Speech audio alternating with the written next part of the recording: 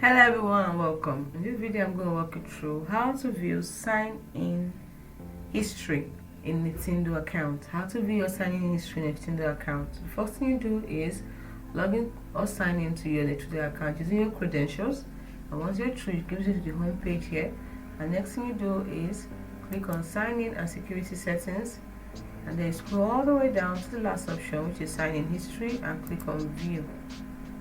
And then you can see your sign-in history, and if you want to sign out, just simply click on sign out from all devices. Remember, this sign-in history contains devices that have been used to sign into your account over the last 32 days, and the display location is estimated based on the IP address used at the time of sign-in. Now if you see an unauthorized sign-in or activity that you did not recognize, it might mean an unauthorized person has access to your account. So immediately change your password. Then just click on change password. It's as simple as that. Hope you found this video helpful. If you did, like and subscribe to the channel for more. Thanks for watching.